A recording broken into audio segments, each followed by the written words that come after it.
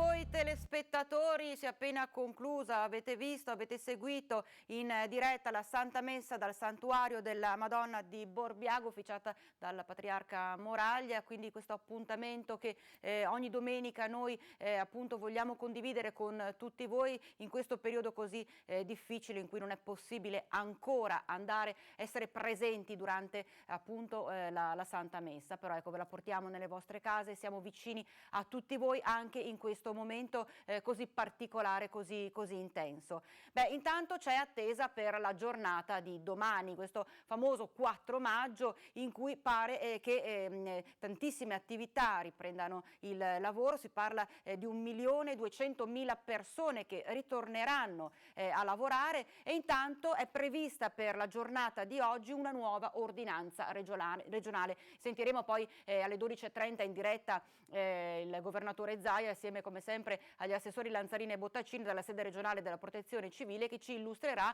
proprio i punti principali di questa nuova ordinanza, ma intanto sentiamo allora da domani cosa ci sarà da aspettarsi.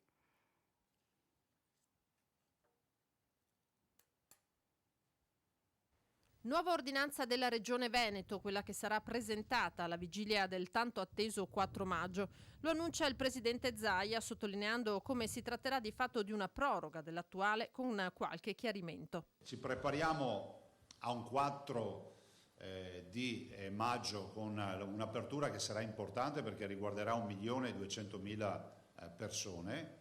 E l'invito che faccio io, oltre a dire che domani presenteremo ovviamente tutto quello che è la proroga della nostra ordinanza, ecco, però dicevo che è fondamentale dire ai veneti di non abbassare la guardia. So che sono ripetitivo, ma io ho l'obbligo di ricordarlo tutti i giorni, di sapere che a questo punto la sfida passa non più ai clinici ma al popolo, nel senso che adesso il nostro futuro ripassa in mano nostra. Noi spesso rivendichiamo l'autonomia, no? C'è un'autonomia istituzionale dei territori, ma ce n'è anche una individuale, no? Responsabilità individuale quindi a iniziare dall'uso della mascherina. Qui è fondamentale che si faccia attenzione che la mascherina in mezzo alle persone o quando si incrociano persone sia indossata. Anche all'aperto e in aree isolate, dice Zaia, se si sta per incrociare un'altra persona. Gesti eroici non servono a niente perché poi quando ti infilano il tubo in bocca cambia il mondo.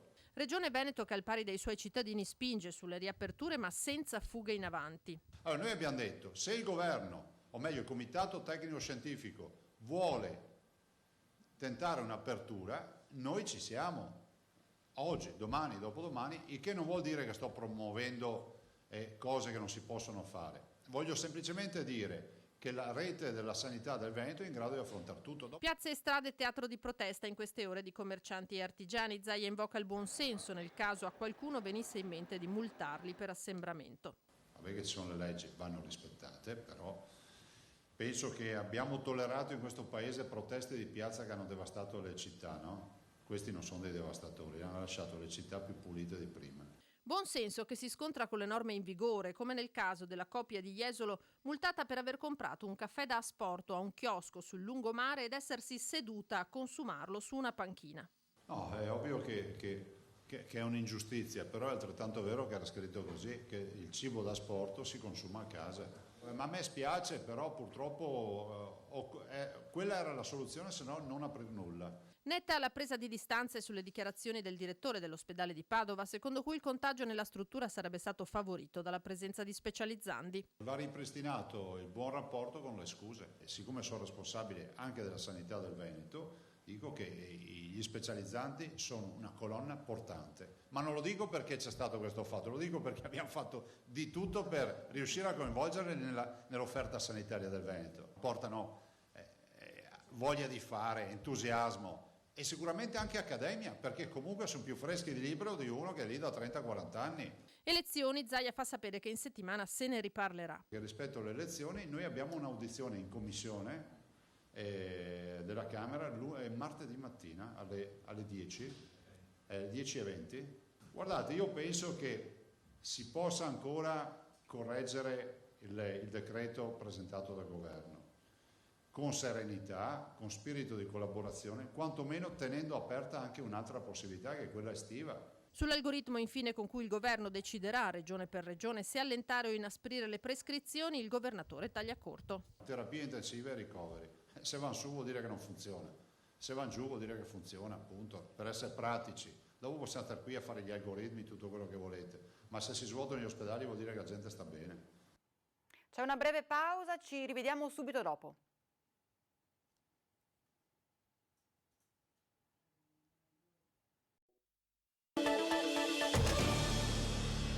Rieccoci in diretta Focus TG, tantissimi messaggi che come ogni giorno tra l'altro arrivano al nostro numero WhatsApp 34032188806, ne leggeremo subito qualcuno, intanto scorrono, li state vedendo anche voi sui vostri teleschermi, purtroppo come sempre io cerco di leggerne tanti ma non si riesce ad accontentare tutti, quindi poi li vedrete comunque sui vostri teleschermi.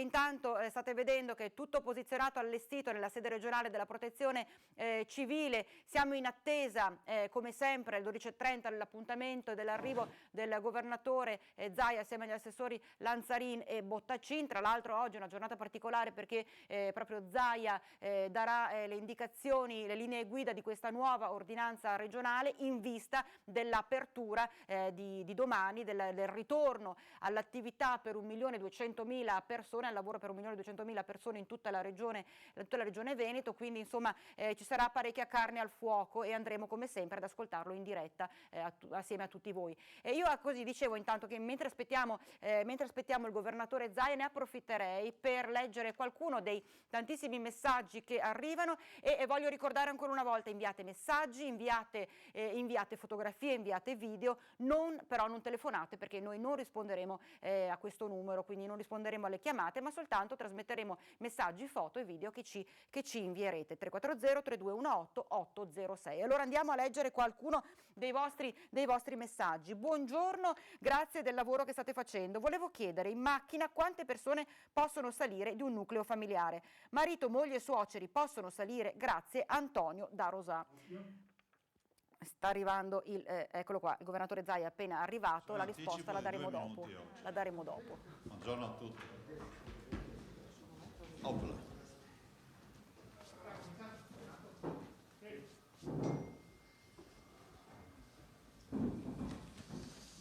Tanto buona domenica a tutti, benvenuti, bentrovati, un saluto a tutti quelli che sono a casa. Oggi cercheremo di andare anche veloci perché è domenica, immagino che i giornalisti abbiano anche altro da fare. E quindi inizierei subito col bollettino, in maniera molto veloce. I tamponi sono 378.509, vi faccio notare che sono 7.000 tamponi anche durante le festività, i giorni di festa al giorno.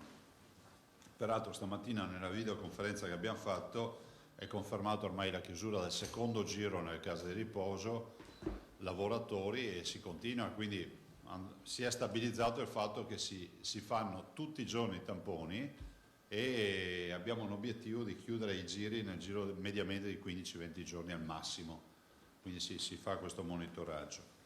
Persone in isolamento sono 6.830, sono 335 in meno rispetto a ieri, quindi sta scendendo drasticamente. E qua c'è anche l'assessore Bottacin e l'avvocato Botteon che salutiamo. Il numero dei positivi sono 18.318, sono 74 in più. Ovvio che noi stiamo facendo un'azione chirurgica nel cercare di scovare i positivi. I ricoverati 1.058, 12 in meno. Le terapie intensive, eccolo qui, 103, meno 5. Festeggeremo quando scendiamo sotto le 100. I dimessi 2.694 più 24.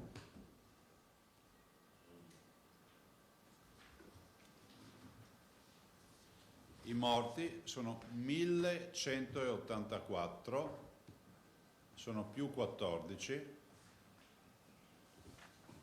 e 1.184 il totale quanto è? 1.500? 1516 è totale, quindi se volete il numero totale dei morti siamo a 1516. I nati 68. Io non capisco perché sabato e domenica nasce meno gente, proprio non riuscirò mai a spiegarmelo. Bene. Ah, perché sono programmati evidentemente, no? Bravo. Visto che serve l'ingegnere, ho sempre detto che serve l'ingegnere. Perché gli ingegneri? Programmano. No, non vivono ma funzionano. Prima o dopo mi arriva una denuncia degli ingegneri, sono sicuro. Boh, no, salutiamo fra l'altro gli ingegneri che sono una delle colonne portanti della nostra società. Boh, questi sono i dati. Io vi dico solo che abbiamo pronta l'ordinanza, nel senso che è preparata l'ordinanza che oggi presento.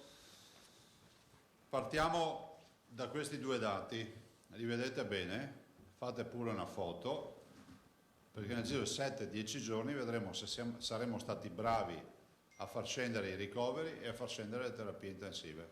Cioè fra 10 giorni questo potrebbe già essere un indicatore che si muove e questo ancora prima. Questi sono i due dati sui quali ci confronteremo, al di là di tutti gli algoritmi, tutte le storie, gli scienziati, tutte le elaborazioni, tutte le robe di fino. Questi sono i due dati. Sono pratico, no? Ve l'ho detto ieri. Per carità, possiamo discutere ore sui calcoli statici di un edificio, ma alla fine se a crepe ci sono infiltrazioni, sappiamo che i calcoli sono stati fatti male. Per evitare che questi due dati salgano, è fondamentale l'impegno di tutti. Non spetta a me a fare l'educatore, però spetta a me, spetta a noi occuparci di sanità. Stiamo parlando di sanità pubblica e stiamo parlando di un virus che non colpisce la persona e quindi non rientra nelle scelte individuali prendersi il virus oppure no, ma purtroppo colpisce la collettività. È un virus che ha un'alta contagiosità e quindi nessuno di noi si può permettere di dire ma io esco senza mascherina perché tanto la vita è mia. No, la vita è tua, è la tua, ma quella degli altri non è tua. Mi sono arrivate un sacco di segnalazioni, lo sapete. Le segnalazioni vanno nella direzione che magari alcuni ancora non portano la mascherina, alcuni ancora pensano che sia tutto finito e io penso che sia fondamentale che non passi un principio che per colpa di qualcuno non si fa più credito a nessuno. Era il mio calzolaio, vecchio calzolaio, che aveva sto cartello, no? Per colpa di qualcuno non si fa più credito a nessuno. E io mi ricordo, la vedevo da bambino, sta scritta, e questo mi è rimasto impresso, no? Che è il senso del bene comune, no? Per colpa di qualcuno che non pensa al bene comune non si fa più credito a nessuno. Quindi vi dico che l'ordinanza va nella direzione della volontà non di essere coercitivi, ma di tutelare la salute dei cittadini. E questo è un obbligo di legge che noi abbiamo, Lo dico anche nel rispetto delle migliaia, guardate, sto pesando le parole, delle migliaia di ragazzi che ci hanno scritto in queste ore. Si è rovesciato il mondo, no? Cioè, l'immaginario collettivo è che l'adulto è persona responsabile e il ragazzo un po' più puledro, no? Sgroppa un po' di più. No, si è rovesciato il mondo. Noi abbiamo i ragazzi che scrivono su Instagram dicendo che c'è gente in giro senza mascherina o che se la mette al collo o col naso scoperto e che si lamentano del fatto che non si rispettino le regole. Penso che sia straordinario, no? I ragazzi sono le nostre prime sentinelle nel territorio e quindi io li ringrazio tutti. E come si dice, no? Una volta abbiamo iniziato a fare la raccolta differenziata perché hanno iniziato i bimbi a dire ai genitori differenzia, perché a scuola mi hanno detto così. E quindi io faccio appello ai ragazzi che lo dicano agli adulti cosa si deve fare. Perché l'incoscienza e l'irresponsabilità di pochissimi, va a ripercuotersi sulla libertà di tutti. Ragazzi, se questi due numeri aumentano in maniera importante, finisce che ci tocca riapplicare le restrizioni, ci siamo capiti, no?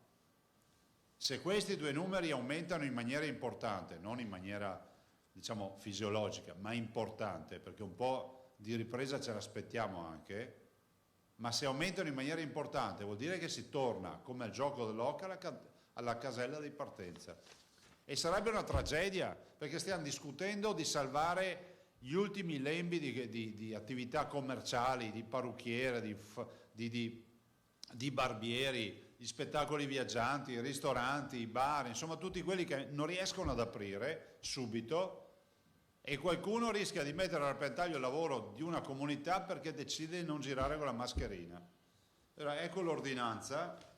Allora, l'ordinanza ve lo dico subito, non vorrei che qualcuno poi dicesse ma ci sono delle robe scritte in DPCM, ma questa la sapevamo già. Abbiamo cercato di fare un'ordinanza come fanno i veneti, per titoli, quindi per titoli vuol dire che è facilmente consultabile, distanziamento, l'uscita di casa, cercando anche di mettere un po' in ordine le diverse, non abbiamo la presunzione di farlo per tutte, ma le diverse FAC, quesiti che potrebbero esserci, li trovate in ordinanza. Abbiamo anche visto un po' le FAC, è un'ordinanza che non è in contrapposizione con le scelte nazionali, perché ogni volta che dico una roba c'è sempre la volontà di trovare. Io non ho nessuna voglia di far casino con nessuno, io ho solo un obiettivo: tutelare la salute dei veneti e fare in modo che questa regione diventi sempre più grande, importante, e che sia sempre, come si può dire, centrale nella discussione a livello nazionale e internazionale.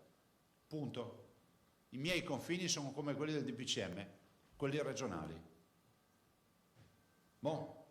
Allora abbiamo cercato di mettere in fila, valutando delle FAC del governo alle quali ha dato risposta, valutando le ordinanze che sono in linea con il dettame nazionale, e voglio anche dire che ho apprezzato che si sia riconosciuto che le ordinanze sono in linea, nel senso che andiamo verso un rinnovo dell'ordinanza con alcune, diciamo, spiegazioni ulteriori.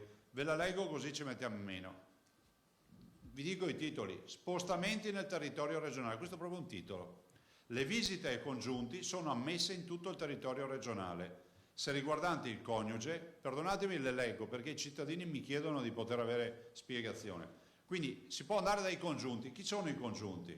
Il coniuge, cioè il marito o la moglie, il partner convivente, quindi il compagno o la compagna, il partner delle unioni civili, le persone che sono legate da uno stabile legame affettivo, i morosi, i parenti fino al 6° grado, cioè tutto il paese praticamente, come per esempio i figli dei cugini tra loro, cioè vuol dire i secondi cugini tra loro possono essere legame stabile e quindi di parentela tale per cui si può andare a fare visita in tutto il territorio regionale, e gli affini al 4° grado, per esempio i cugini del coniuge. C'è scritto in ordinanza che pubblichiamo e uno poi va a farsi tutto il suo albero genealogico, ma insomma diciamo che è ampio spettro. Distanziamento, altro tema. Il distanziamento non si applica tra persone conviventi. Cioè, ho voluto far stendere, l'avvocato Botteone è stato giusto interprete del fatto che sia una chiara sta ordinanza. A che distanza devo stare da una persona? 1 metro, 2 metri se fai attività fisica, poi c'è scritto, ma comunque tra conviventi non esiste problema, perché il convivente rappresenta un unicum, no, dal punto di vista sanitario. Uno ammalato, tutti sono ammalati, cioè purtroppo funziona così, se stiamo parlando di malattie infettive. Misure di prevenzione generali, qua c'è generale,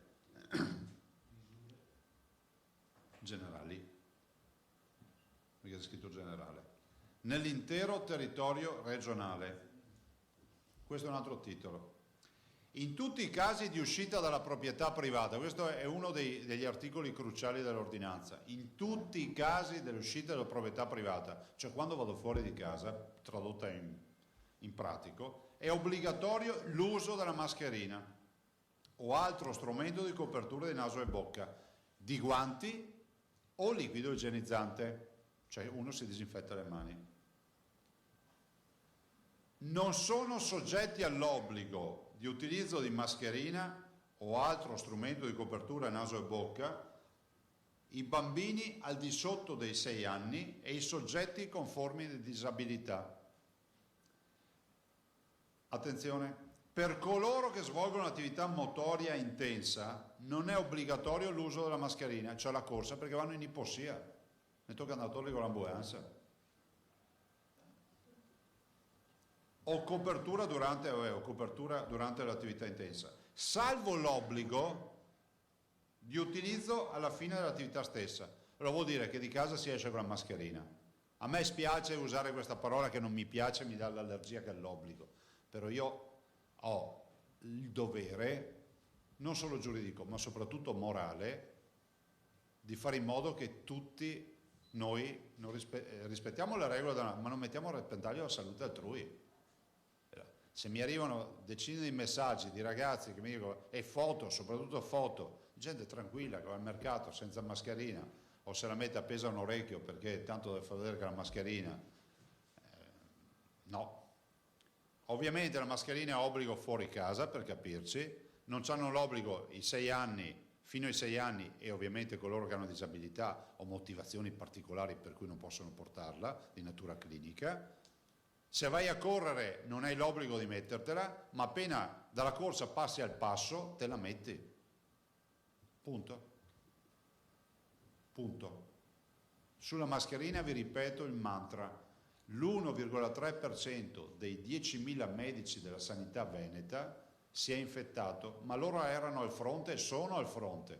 Quindi vuol dire che la mascherina serve, e ci sono fior di pubblicazioni scientifiche che dicono che serve.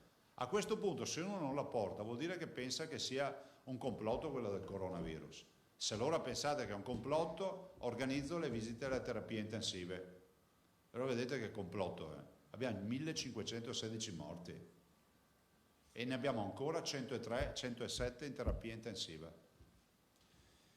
Attività motoria e sportiva nel territorio regionale. È consentito lo svolgimento individuale o con componenti del nucleo familiare. Abbiamo detto che l'individualità casca se sono componenti del nucleo familiare, quindi ricordiamoci, da soli sempre, a meno che non siano componenti del nucleo conviventi.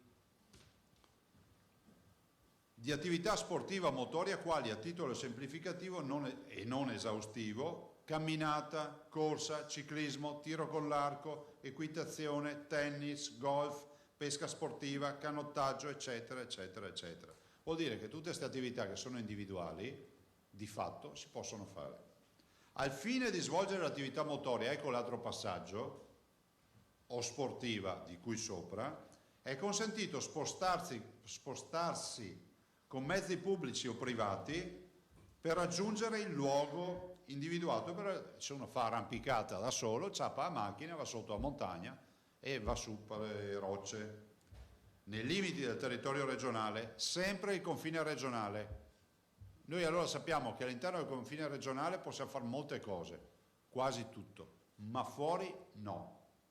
È consentita l'attività motoria anche dell'addestramento degli animali, quindi chi ha il tema del cane da addestrare o altre attività può ovviamente, o il cavallo, se qualcuno ha il cavallo da addestrare, lo può fare all'aperto. Punto 5. Attività agonistiche e impianti sportivi. Questo è un punto importante, anche questo, lo sono anche gli altri, ma questo dà risposte a molti. È consentita la pratica motoria o sportiva individuale nel rispetto del distanziamento di almeno 2 metri per gli atleti professionisti o non professionisti di sport individuali o non individuali in funzione dell'allenamento agonistico anche presso impianti sportivi al chiuso o all'aperto, ma in ogni caso a porte chiuse, incluse le piscine. Cosa vuol dire? Mi permetto di fare un esempio e non me ne vorrà. Se Francesca Pellegrini deve allenarsi, se Federica Pellegrini deve allenarsi, può farlo e possono farlo tutti coloro che hanno necessità per agonismo, che sia professionale o no, di allenarsi piuttosto che in piscina, senza ovviamente avere assembramenti con ovviamente la modalità dell'individualità, o piuttosto che una squadra di calcio. Giustamente l'esempio estremo è questo: se Ronaldo è obbligato ad andare a allenarsi nel parco, è inevitabile che perderà più tempo a fare autografi che allenarsi, no? E quindi si è detto: riapriamo questi impianti, facciamoli utilizzare da coloro che fanno agonismo a porte chiuse, ma comunque si possano iniziare tipo il canestro o altre attività. Quindi sono tutto il tema degli allenamenti. E spostamento verso le seconde case e altri beni immobili. Fondamentalmente diciamo che è consentito lo spostamento verso e dalla seconda casa o presso camper, roulotte, imbarcazioni, velivoli, veicoli d'epoca o da competizione in proprietà o in locazione nel territorio regionale al fine dello svolgimento dell'attività di manutenzione da parte del proprietario o del locatario. Se devi fare manutenzioni alla tua seconda casa piuttosto che al camper, la macchina o altre robe, lo puoi fare se sei proprietario o locatario. Uno ha, che so, un'auto a noleggio che la deve manutentare perché va a farsi non so, sfilate dell'auto d'epoca o per altri motivi, lo può fare. Parchi, giardini e ville, sono aperti parchi e giardini e ville anche di quelle pubbliche. Chiusure festive ed esercizi commerciali. Qua magari andiamo veloci, confermiamo che è disposta la chiusura nei giorni festivi degli esercizi commerciali di vendita di generi alimentari, apparecchi di elettronici, telefonici, di elettrodomestici, ferramenta, illuminazione, fotografia, salva la vendita a domicilio o per asporto, cioè la lavatrice di domenica non vai a comprartela, ma se c'è qualcuno che te la porta a casa puoi acquistarla.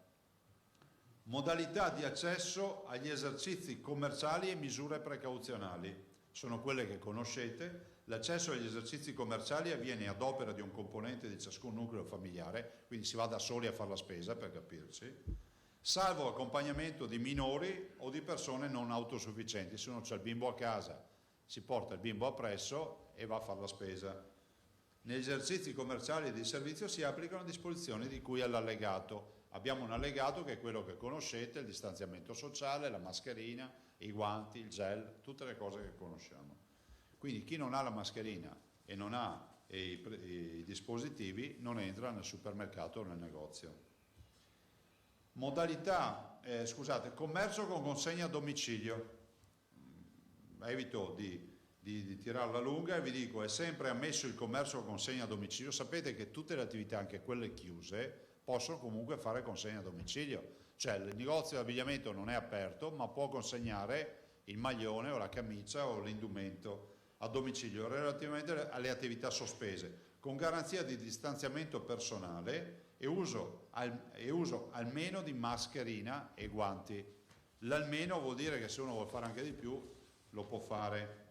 11. Vendita di cibo a domicilio.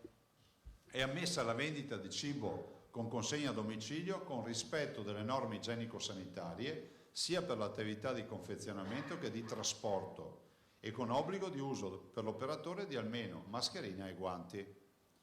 Vendita di cibo da asporto, confermiamo anche questa, è consentita la vendita di cibo da asporto.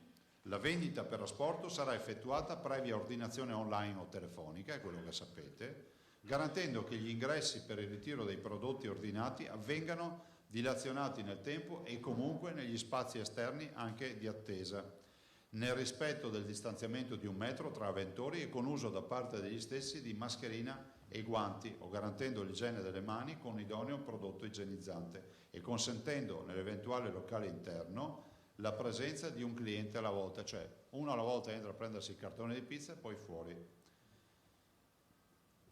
Per il tempo strettamente necessario la consegna e il pagamento, non è che stai lì a bisbocciare, a raccontare degli ultimi 2 mesi di quarantena che hai fatto.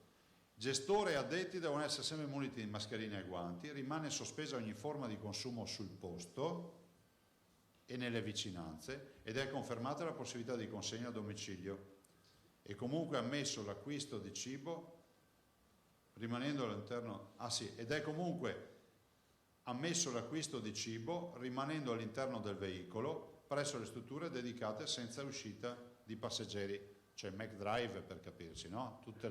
E questo lo facciamo sempre per l'ottica domani ci saranno 1.200.000 lavoratori, molti dei quali avranno necessità di mangiare un panino, di mangiare qualcosa a pranzo o a cena ed è giusto che sia questo. C'è un refuso, scusami avvocato. Sospeso ogni forma di consumo sul posto è confermata la possibilità di consegna a domicilio. È un refuso, e però va bene lo stesso. 13. Uso dei veicoli privati con passeggeri. perché il TPL lo deleghiamo tutto a un'altra ordinanza che ho firmato oggi, che è quello del metro di distanziamento, di tutta la mascherina nel TPL, e quindi al trasporto pubblico locale si va in treno e in autobus, per dirla breve, con la mascherina, con i guanti se si hanno, se no ci si disinfetta le mani, e poi c'è il distanziamento sociale, quindi il metro, quindi vuol dire che gli autobus in teoria dovrebbero caricare un terzo di quello che caricano ad oggi e i treni metà dei passeggeri. L'uso dei veicoli privati, cioè la tua auto, allora se ci carichi il tuo nucleo, i tuoi conviventi, è come fossi in casa, non cambia nulla. Se invece ci carichi, vi faccio sintesi senza leggervelo tutto, dei conoscenti, degli amici o qualcun altro, allora se è un'auto che va con dei lavoratori deve applicare le regole previste nell'accordo per i lavoratori. Se è un'uscita per diletto o per altre motivazioni, accade che se non sono conviventi o c'è il metro di distanza in auto, che è difficile da programmare, oppure la mascherina. Quindi i componenti in auto devono avere la mascherina, l'igienizzazione delle mani, i guanti, i soliti regobi. Vuol dire che se vi fermano, perché poi i cittadini ci fanno queste domande, e vi dicono, beh, siete in 4 in auto, e vi dicono, chi sono? Sono tutti i miei conviventi, mamma, papà, figlio. Ok, andate, anche se non avete la mascherina. Se invece i 4 non sono conviventi, o sono distanziati, cioè non possono essere in quadro, deve essere un pulmino, oppure devono avere la mascherina, se no è verbale e sono 400 euro. 14ª misura, misure precauzionali in ambienti di lavoro. Noi applichiamo tutti, e sono in allegato, tutto l'accordo nazionale, con i rispettivi accordi. Distributori automatici vado veloce, sono autorizzati tutti, quindi distributori automatici non hanno più distinzione, sono autorizzati. Vi ricordate che abbiamo chiuso con la modalità restrittiva i distributori automatici per evitare che di notte magari si creassero dei microassembramenti. 16. Mercati e commercio senza posto fisso. Qui si conferma la misura, che è quella del mercato per l'alimentare, e ovviamente piante e bimbi, diciamo il banco per l'abbigliamento per bimbi. Ovviamente un ingresso e un'uscita, la perimetrazione del mercato, guanti e mascherina per i venditori, guanti e mascherina o gel igienizzante o altro modo per coprire naso e bocca da parte dei compratori, dei clienti. Un ingresso e un'uscita alla vigilanza. Punto 17. Vendita in forma ambulante. La vendita dei generi alimentari da parte dei venditori ambulanti, se si svolge nel rispetto delle disposizioni comunali e dell'obbligo del distanziamento di 1 metro con l'utilizzo di mascherina o copertura naso-bocca, quindi vuol dire che il furgoncino che vende i gelati nell'incrocio del paese deve avere tutte le norme igieniche, che sono mascherina, guanti, distanziamento sociale, niente assembramenti davanti alla vetrina dei gelati e così via. Navigazione, è consentita la navigazione, quindi qualsiasi tipo di navigazione, fatte salve disposizioni restrittive delle autorità competenti sul demanio marittimo. Questo per ovvi motivi, perché noi non sappiamo quali siano le restrizioni e dove. Cimiteri e riti funebri. È consentito l'accesso ai cimiteri nel territorio regionale. Vi ricordate che questa era la nostra vecchia ordinanza? Sono consentite le cerimonie funebri con l'esclusiva partecipazione dei congiunti e comunque fino a un massimo di 15 persone, con funzione da svolgersi preferibilmente all'aperto, indossando protezioni delle vie respiratorie, i soliti discorsi, e il metro di distanza. Preferibilmente all'aperto, perché se piove uno la fa in chiesa. Cioè, mi sembra logico questo, no? Cioè la fa in un luogo deputato, se è cattolico la farà in chiesa, e se è di altre confessioni religiose la farà dove ritiene opportuno di farla. Cioè non è che se piove uno è costretto da sotto la pioggia, perché poi c'è anche chi le leggi le rispetta e comincia a dire oggi piove, cosa faccio? Boh. Biblioteche. È consentita l'apertura di biblioteche pubbliche e private per la sola attività di prestito, assicurando che la consegna e la restituzione dei volumi avvenga con modalità idonee ad evitare qualsiasi rischio di contagio. Quindi i temi che conosciamo già. Aree verdi e naturali, si confermano le manutenzioni nelle aree verdi e naturali tipo spiagge o aree di pregio ambientale, come prevedevamo già prima, orti, terreni agricoli e boschi. È ammesso lo spostamento anche fuori dal comune, presso orti, anche sociali e comunali, terreni agricoli e boschi per l'attività di coltivazione a fini di autoconsumo da parte dei proprietari ed aventi altro titolo, quindi locatari ad esempio, coloro che hanno un pezzo di terra in affitto. Allora, questa ordinanza è applicata su tutto il territorio regionale, è valida fino al giorno 17 di maggio, quindi con la scadenza del DPCM, e ricordo che le contravvenzioni vanno a dare corpo al versamento al fondo per la sanità del Veneto per la lotta al coronavirus. Prego, se avete domande. Guardate, è considerata firmata e comunque parte dalle ore 24, perché l'altra resta dalle ore 24, decade l'altra e c'è questa. A me interessa risottolinearvi, perché non voglio vedere articoli dissonanti, che è assolutamente in linea con i dettati del DPCM, non è nessuna prova muscolare ma è un dato di fatto. Abbiamo cercato, adesso non ci si impressioni perché sono 17 punti in ordinanza, ma sostanzialmente sono la ripresa di alcuni punti che avevamo già nella vecchia ordinanza, in messa a regime di punti del DPCM che danno vita un po' a una ordinanza vademecum, per capirci, no? Sono è il kit di sopravvivenza per il cittadino questa ordinanza. Già leggendola uno ha il 90% delle informazioni che gradirebbe avere, e quindi abbiamo voluto dare anche, come si può dire, siccome abbiamo visto che l'ordinanza gira nei WhatsApp eccetera, uno legge questa ordinanza che abbiamo scritto in maniera comprensibile, avete sentito i testi, dice devo andare fuori a casa, quali sono i motivi? Spostamenti, li vede subito. E forse si dovrebbero scrivere così le leggi, ma ancora non si scrivono così. Domande? Allora, scusate colleghi, visto che ci sarà una marea di domande. Ma che marea di domande? Non incentivarle. È facile prevederlo, direi se concentrati tutto in un solo intervento, perché sennò tocca fare 4 giri. Filippo mi aveva già battuto sulla spalla. Vai pure Filippo. Buongiorno Presidente. Ciao. Siccome oggi è prevedibile che sarà dato molto spazio anche ai provvedimenti nazionali in vista di domani, questa è un'ordinanza regionale, per aiutare i cittadini a capire qual è lo specifico di questa ordinanza regionale rispetto a quello che ascolteranno magari in TV, sul piano dei provvedimenti del governo, cioè cos'è che in Veneto si potrà fare o non fare rispetto alle disposizioni nazionali. Parliamo di piccoli allentamenti o di piccole restrizioni, ma insomma... Le restrizioni sono l'uso della mascherina, i negozi chiusi la domenica. Allora, mascherina, restrizione.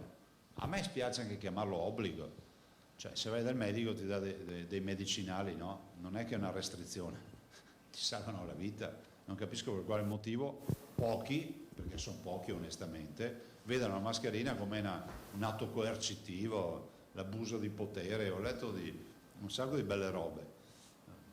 Se fosse un virus che te lo prendi e ti sistema e non vai in giro, io dico fai a meno di usare la mascherina, puoi morire, è una scelta tua, siamo in un paese libero, ma qui c'è un problema anche di impegno e responsabilità collettiva. Quindi le mascherine noi le abbiamo applicate in maniera più importante, quindi l'uso della mascherina. I negozi chiusi la domenica cerchiamo di dare anche modo di fare in modo che ci sia sto polmone, no? Sta valvola di sfogo di abbassare la tensione un giorno alla settimana. Questa è la visione, no? Quasi tutto chiuso ci permette un giorno non dico di quarantena, perché poi si può andare a passeggiare, a trovare i congiunti, andare al cimitero, andare a un sacco di posti, però pensare che le attività che chiudiamo comunque frenano i centri commerciali, i luoghi di aggregazione importanti che ci preoccupano, noi lo manteniamo questo, finché possiamo lo manteniamo. E poi che altre coercizioni, restringimenti, niente, cosa c'è? C'è una prenotazione per l'asporto? Ah sì, sulla sport noi siamo molto fiscali, nel senso che si fa la prenotazione, si esce da soli, si consuma a casa, insomma l'asporto è applicato come norma un po' da tutte le regioni e anche dal governo. Diciamo che noi lo abbiamo visto in maniera molto più, diciamo, codificata per evitare che a 1 metro dalla pizzeria ci sia la panchina e magari ci comincino a esserci microassembramenti di chi mangia, di chi beve o quant'altro. Non è che sono un delitto gli assembramenti, ma il virus gode negli assembramenti perché si diffonde. E poi abbiamo il tema dell'attività sportiva che abbiamo recepito, insomma c'è l'attività sportiva, c'è tutta. Una domanda secondaria, non è proprio sul Prego. testo dell'ordinanza, però è molto legata. Tu dicevi, ci aspettiamo una qualche ripresa fisiologica del virus. Ma sentite, escono 1.200.000 cittadini. Appunto. E siccome hai a fianco il mago dei modelli matematici, Lui sa tutto. c'è una previsione entro la quale si potrebbe dire vabbè, questo è un aumento fisiologico legato all'immissione, non c'è? Ci stiamo lavorando, guardi, l'assessore Bottaccini ci sta lavorando, no, però sappiamo temporalmente sì, a 7 giorni, 7-10 giorni i ricoverati, se è stato fatto, gestita male questa fase, i ricoverati aumenteranno in maniera importante, punto. Come sono calati in maniera importante, aumenteranno in maniera importante. Non si dica poi che è colpa di Tizio, di Caio, di Pantalone, cioè qua è colpa di tutti. Se portiamo la mascherina gli diamo una stretta finale, se non la portiamo pazienza, vorrà dire che la comunità ha deciso, o meglio, per colpa di pochi molti si ammaleranno. Allora io vado da sinistra adesso a destra. Allora, scusa Massimo, come sto sempre? Gatto di Sky TG24, poi TGR, poi Fois, poi Emiliano e poi Antonella Prigioni, poi passo ai giornali. Ciao Gianfranco. Buongiorno Presidente, solo un chiarimento di natura tecnica per quanto riguarda la navigazione, cioè parliamo di acque interne ovviamente. Sì, di acque mare e acque interne. Ok, senza limiti se non previsti dall'autorità competente. Le restrizioni tipo le capitanerie, che so, c'è una scelta della capitaneria di non farle circolare, che so, in laguna, dico delle cretinate, nel senso che faccio degli esempi che non hanno forse neanche senso. Okay. Però dico, se ci sono delle ordinanze delle capitanerie per i più disparati motivi, okay. Noi però, ecco, questa ad esempio, lo chiedevo prima a Filippo, è una norma tipica sartoriale che può andare bene solo al Veneto. Cioè che il Veneto, capite che il DPCM non prevede proprio il tema della navigazione, ma da noi è come togliere le biciclette in Olanda, insomma ragazzi, da noi la navigazione la si fa nei fiumi, Venezia vive di navigazione, i ragazzi si spostano, cioè ci si sposta con imbarcazione per andare a fare la spesa o quant'altro, quindi va pensata anche sta roba. Sempre una curiosità, tante mail che arrivano, le autoscuole, che nessuno ne parla. Delle autoscuole ci hanno anche scritto, però al momento è il codice Ateco, no? No, sono codice Ateco chiuso, quindi l'attività didattica può essere fatta a distanza. A distanza. E per il resto invece codice Ateco chiuso. Codice Ateco chiuso, però possono fare l'attività di... prego. Dipende dal codice Ateco però possono fare l'attività didattica a distanza. Okay. Come le scuole, come tutte le scuole. No, io dopo. Grazie. Bene, altri? Vai Massimo. Sì. Presidente, una cosa, allora, lei ha incentrato la sua attenzione sui ragazzi che sono stati bravi, eccetera. Ecco, i ragazzi, più che il cugino di sesto grado, hanno esigenze con amici che non possono essere... Morose si chiamano. No, anche il cerchio, diciamo, degli amici. Morose. E basta. Devono averne tanti, insomma. Guarda che non sia la storia di quello della cadena da saltare. Te ricordi? No. Quello che non riesce ad andare in spiaggia perché c'è una catena. Ah sì, no, ho capito. Comunque sì, insomma, nel senso che loro, le esigenze dei giovani. Poi un'altra domanda. Cioè sanno che debbono andare dal moroso o dal moroso. Vabbè, affetti. Dagli affetti. Boh. Per quanto riguarda invece il più generale, oggi leggevo sui giornali che il governo non ammette di andare verso le seconde case, o sbaglio? Ma per manutenzione infatti, no, attenzione, non ci si dorme dentro, no, è chiaro, una persona, no, è scritto, io l'ho letto velocemente, uscita individuale solo per andare per finalità di manutenzione o vigilanza. Cioè, capite che non possiamo dire a un cittadino che ha una proprietà... No, sì, ma non può neanche andare in montagna perché vuole andare in montagna. No. E l'ultima cosa, forse non ho capito io, le macchine, gli autoveicoli, allora ci si muove per lavoro o per necessità mediche, giusto? Per quanto riguarda il lavoro, io posso andare in 4 a lavorare sulla stessa rispettando macchina? le norme dell'accordo fatto con il sindacato. Cioè? È come fosse fabbrica. All'interno della macchina Quindi non c'è come più fosse- il metro di distanza, ma c'è la mascherina e basta. Ok, ho capito ora, grazie. Fois, Rete Veneta, Antenna 3.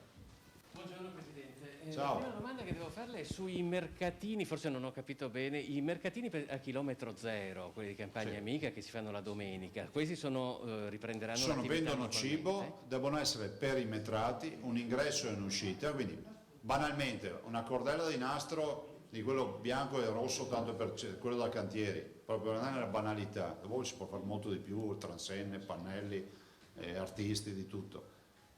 Nastro, un ingresso con la vigilanza e un'uscita, quindi si entra da una parte e si esce dall'altra. Chi entra deve avere mascherina, guanti oppure aver igienizzato le mani, Anche la domenica potranno essere aperti? Tutti i giorni. Anche se... Ah, perfetto. perché sono mercati. Certo. Presidente, lei ha sempre detto, e l'ha ribadito anche adesso, che bisogna seguire le regole tutti assieme per uscire da questa situazione, poi però ha anche detto che bisogna stare attenti a non esagerare. Io vorrei tornare sull'episodio che si è verificato a Jesolo perché ha creato veramente molte reazioni, e la multa per il caffè, la multa di 400 euro. Persino il sindaco di Jesolo, Valerio Zoggia, ieri ai nostri microfoni ha detto che lui non è d'accordo con questa multa, anche perché bere il caffè è un'operazione che si consuma in pochissimi secondi, per cui questa persona ce l'avesse in mano, vuoto o pieno, il bicchiere non faceva nessuna differenza. Guarda, siccome io ieri, vi ricordate, ho fatto appello a questo, me l'avete anche chiesto, e giustamente me lo ricordavo, l'ho vista stamattina, c'è un circolare del Ministero dell'Interno di questa mattina che dice ok, intervenire con forza negli assembramenti, però utilizzare il buon senso. Questo dice il Ministro degli Interni, penso che siamo in linea, nel senso che 400 euro per un caffè, secondo me vale di più il ruolo, diciamo, informativo e di sensibilizzazione che elevare una multa di 400 euro. Guardate, dobbiamo essere comunità, siamo una comunità.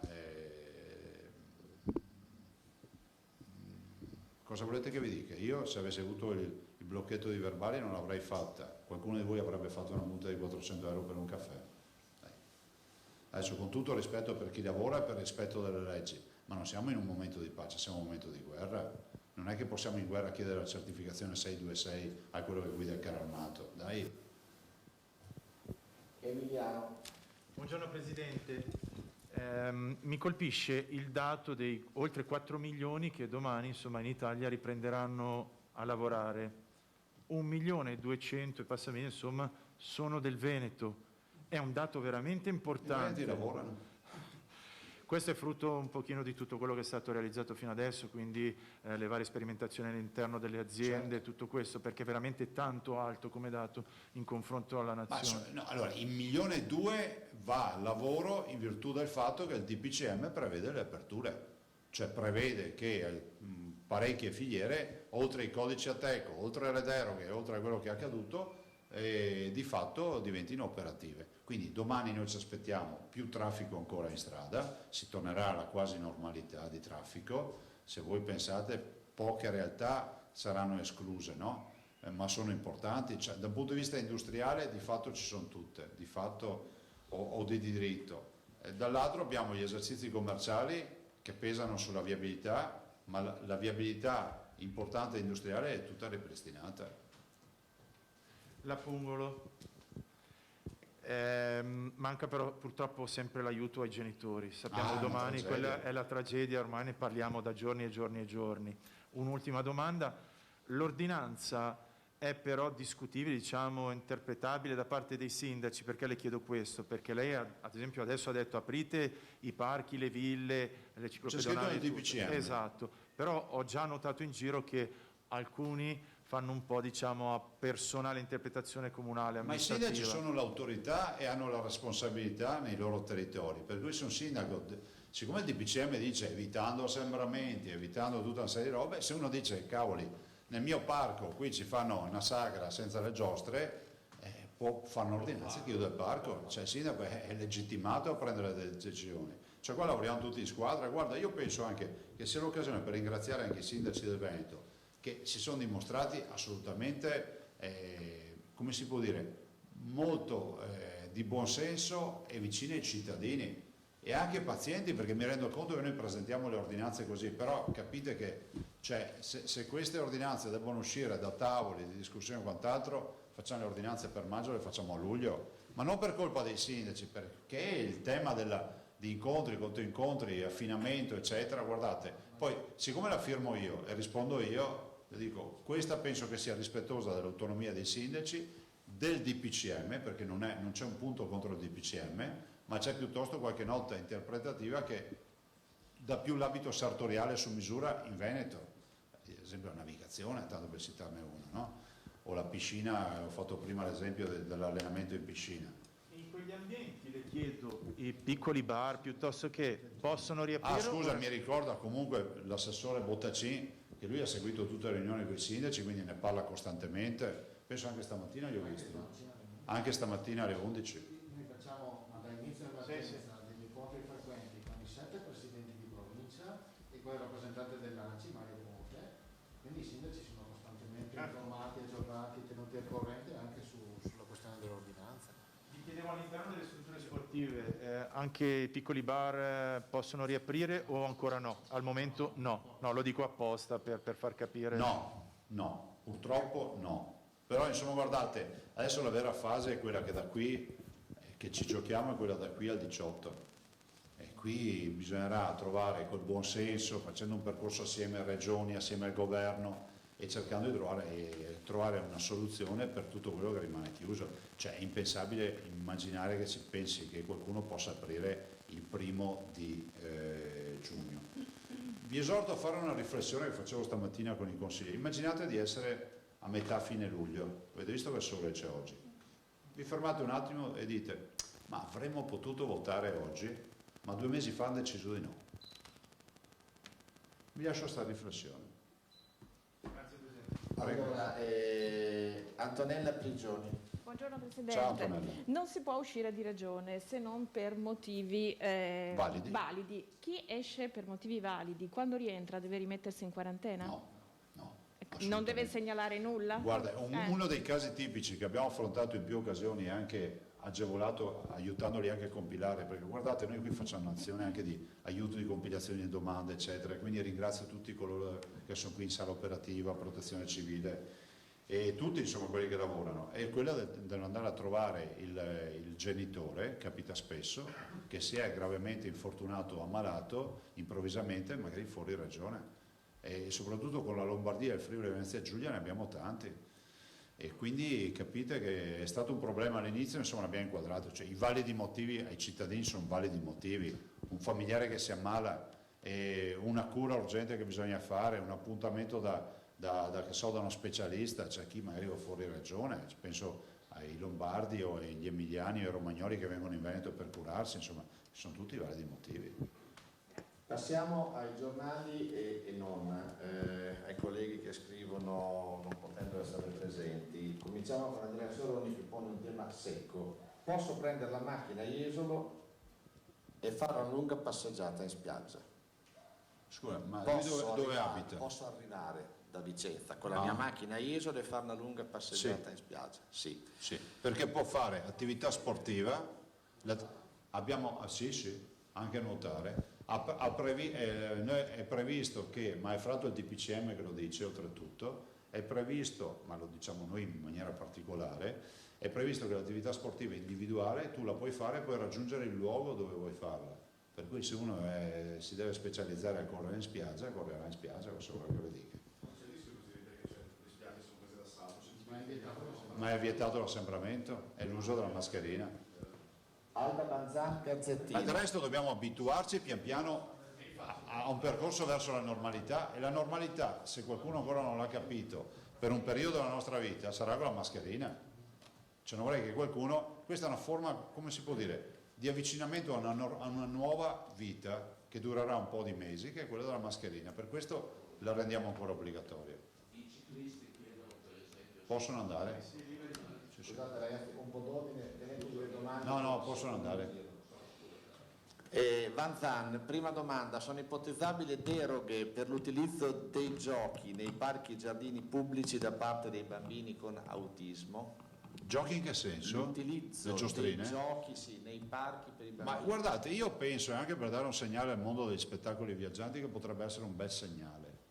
C'è le giostrine, iniziare almeno dei parchi pubblici, perché si inizierebbe già a dare un segnale. Adesso oggettivamente dire che il trenino o la giostrina, intanto ci salgono i bimbi, che sappiamo che naturalmente sono quelli che meno si infettano, possono avere la mascherina, comunque sono distanziati perché non stanno attaccati.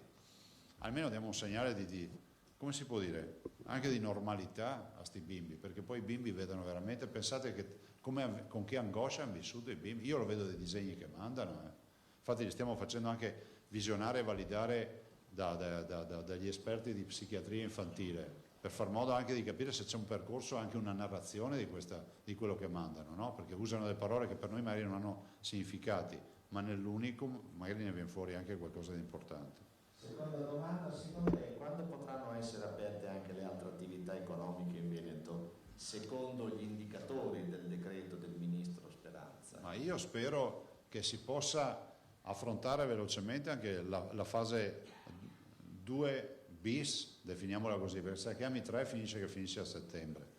Cioè diciamo che da qui al 18 bisogna deciderle queste robe. Domenico Basso, TVA Vicenza, direttore. In questi giorni c'è due domande. La prima, in questi giorni c'è molta più gente in giro e non tutti hanno capito che il virus è dietro l'angolo pronto a uccidere di nuovo. Si vede gente con mascherine abbassate, gruppetti di persone che parlano come ai bei tempi. Forse non sarebbe il caso che i sindaci attuassero controlli più serrati e che i trasgressori venissero stangati, e adesso che si decide il nostro futuro? Sottoscrivo ogni parola, ma la sottoscrivo perché, ripeto, se fosse un virus che ti vede discutere una partita individuale, vabbè, ma qui ognuno che non porta una mascherina è un irresponsabile, punto. Il che non sto incitando nessuno ad azioni manesche o quant'altro che sono da condannare. Abbiamo già visto che è accaduto ed è una roba vergognosa quello che è accaduto, nel senso che non si vanno a picchiare le persone, però è pur vero che non possiamo tollerare, e esco dalla vicenda che è accaduta, ma parlo di quello che segnalava il direttore Basso, non possiamo tollerare che ci sia chi fa il fenomeno in giro. Di fenomeni non abbiamo bisogno in sanità. Seconda domanda, il no alla mascherina, cioè il no alla mascherina mentre si fa, specifico io, l'attività agonistica, vale anche per il no del walking, è uno sport anche questo che implica uno sforzo. Ma ancora non chiamo le bacchette, basta. No, guardate, sì, immagino di sì, perché se il dispendio energetico prevede iperventilazione e ossigenazione del sangue importante, la mascherina va in ipossia. Cioè vuol dire cosa? Che tutte le attività fisiche che prevedono, ma anche durante un'attività lavorativa che prevede grande sforzo fisico, cioè tu non puoi avere la mascherina, ma questo ce lo dicono i clinici, è stata un'osservazione che ci hanno fatto avere i clinici, cioè evitate la mascherina quando c'è tanta respirazione, perché è come respirare dentro in un sacchetto. Avete mai provato? Da bimbi si provava, no, anzi non si possono dire queste robe, che poi no, beh, ci siamo capiti, no? Boh. Il direttore Ansetti chiede e dice che le domande che più frequentemente arrivano al giornale riguardano le autocertificazioni. Servono ancora? Sì, cosa? c'è un nuovo modulo, c'è una versione 3 adesso, 4.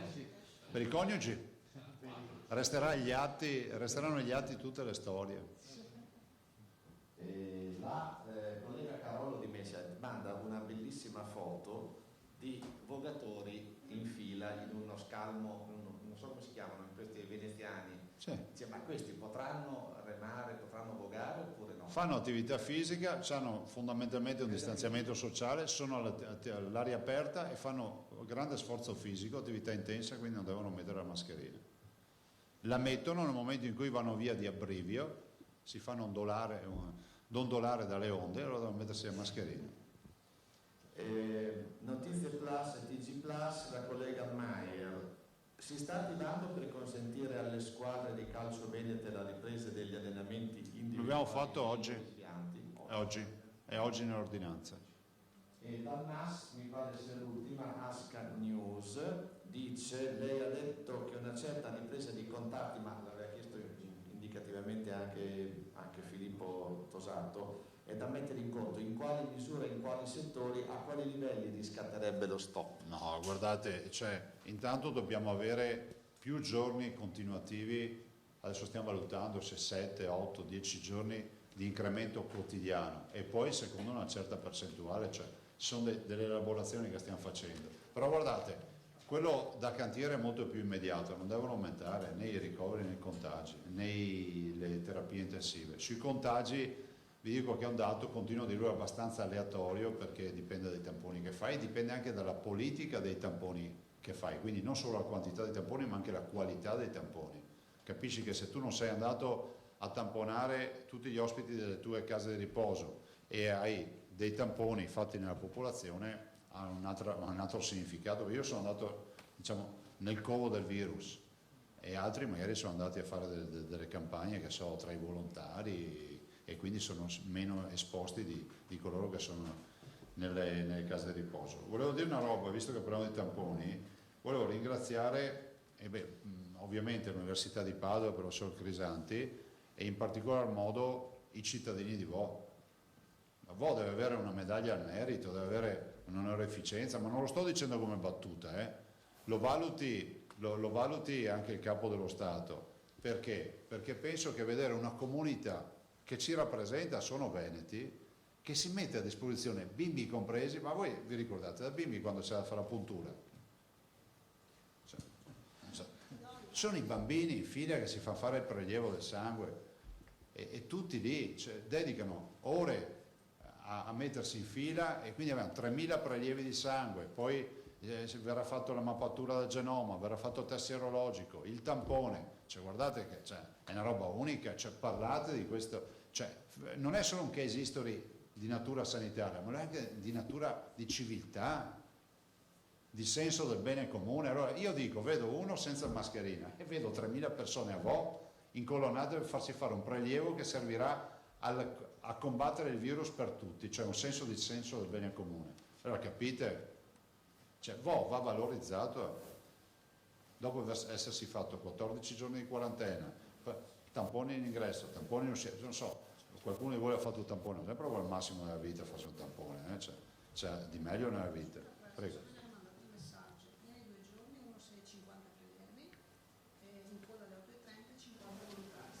Ecco, 50 volontari stamattina, i primi 2 giorni 1650 prelievi.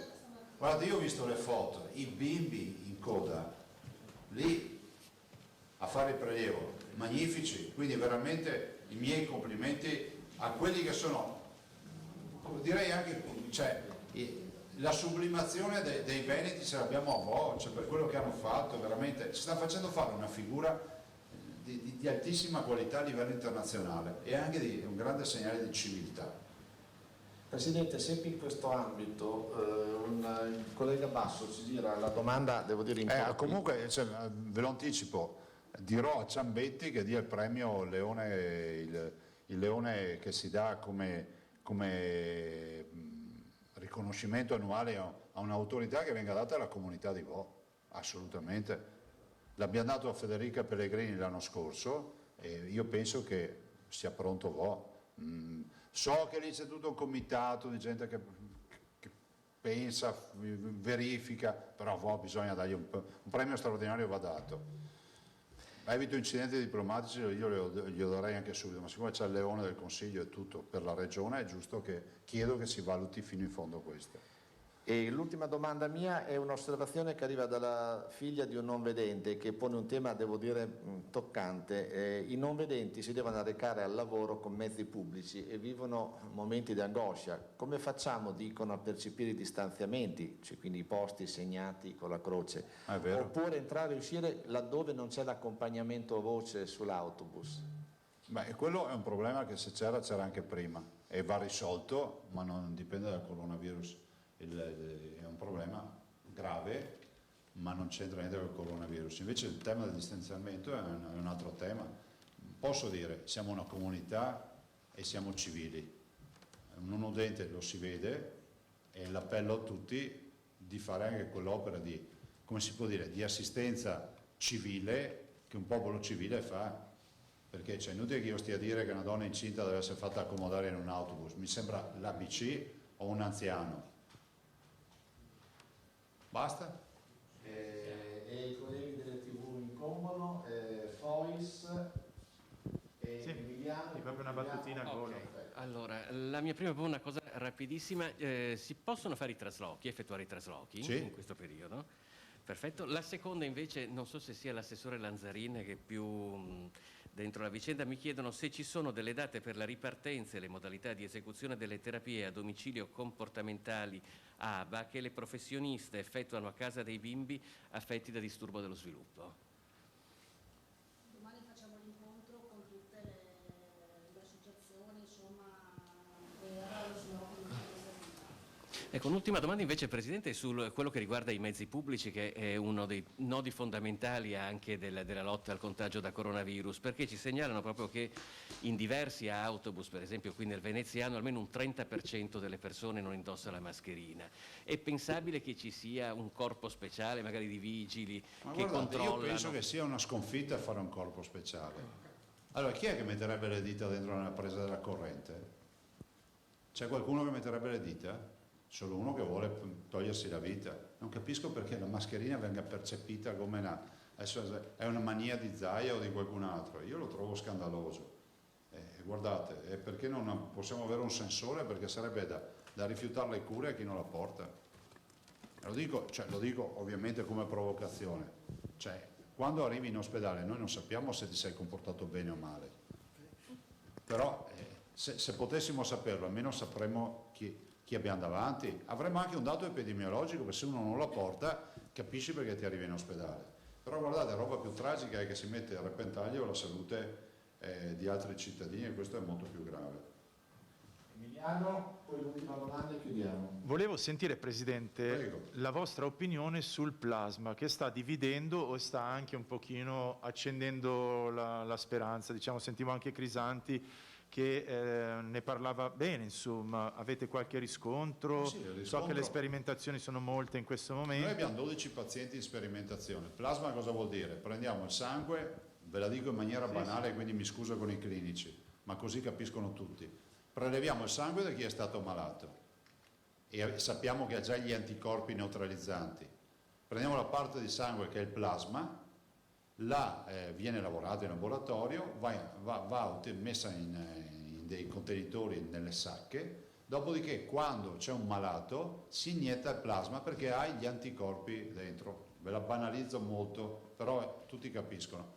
Cioè gli antagonisti del virus li iniettiamo e le cure funzionano, nel senso che si vede che il trattamento con il plasma va in questa direzione. Noi siamo stati i primi ad applicarle, abbiamo una sperimentazione in corso che è iniziata penso per primi in Italia, però è pur vero che è cambiato il mondo nel giro di un mese e mezzo. Cioè pensate che siamo partiti un mese e mezzo fa che sembrava una roba veneristica, a parte il fatto che si è utilizzato anche con la spagnola questa modalità, a inizio secolo. E poi ad oggi abbiamo un sacco di aziende, si dice che ci siano almeno 160 test sierologici disponibili sul mercato. Cioè c'è stata una proliferazione paurosa.